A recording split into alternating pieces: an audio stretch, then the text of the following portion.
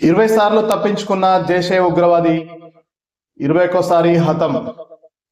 మన దేశ భద్రతా దళాల చేతిలో ఎన్నిసార్లు ఎదురు దెబ్బలు తిన్న పాకిస్తాన్ తన ఉగ్ర చర్యలను ఆపడం లేదు. ఉగ్రవాదుల్ని పెంచి పోషిస్తూనే ఉంది. ఇప్పటికే పలువురు ఉగ్రవాదులు మన చేతిలో కుక్క చావు చచ్చినా తమ పంతం మార్చుకోవడం లేదు. తాజాగా జమ్మూ కాశ్మీర్లోని పాకిస్తాన్ బేస్డ్ జైషే మహమ్మద్ ఉగ్రవాద సంస్థకు చెందిన మోస్ట్ వాంటెడ్ టెర్రరిస్ట్ సైఫుల్లాను భద్రతా బలగాలు ఆదివారం నాడు మట్టుబెట్టాయి. కశ్మీర్లోని కిష్టార్ జిల్లాలో భద్రతా బలగాలు 3 ఉగ్రవాదులను హతమార్చిన విషయం తెలిసిందే. వారిలో సైఫుల్లా కూడా ఉన్నాడు. కాగా సైఫుల్లా 2 ఏళ్లుగా ఇదే ప్రాంతంలో ఉగ్రవాద కార్యకలాపాలు నిర్వహిస్తూ భద్రతా దళాలను ముప్పు తిప్పలు పెడుతున్నాడు. సైఫుల్లా ఇప్పటి వరకు భద్రతా దళాల నుంచి 20 సార్లు తప్పించుకున్నాడు. అలాంటి ఉగ్రవాది ఎట్టకేలకు హతమైనట్లు అధికార వర్గాలు తెలిపాయి.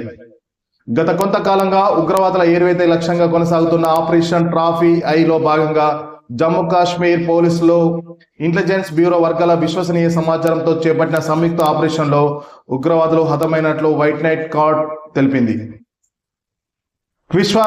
కిష్వార్ జిల్లా చాత్రు ఏరియాలోని పసేర్కోట్ ప్రాంతంలో ఉదయం 10:30 గంటలకు ఈ ఎన్కౌంటర్ జరిగింది.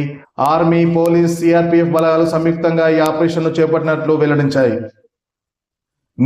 నిషేధిత జైషే మహమ్మద్ ఉగ్రవాద సంస్థకు చెందిన పాక్ టెర్రరిస్టులు ఈ ప్రాంతంలో ఉన్నట్లు అందిన సమాచారం మేరకు ఈ దాడులు నిర్వహించారు. కొండ పాదాల వద్ద నిర్మించుకున్న మట్టి ఇంట్లో ఉగ్రవాదులు దాక్కున్నట్లు సమాచారం రావడంతో బలగాలు అక్కడికి చేరుకున్నాయి.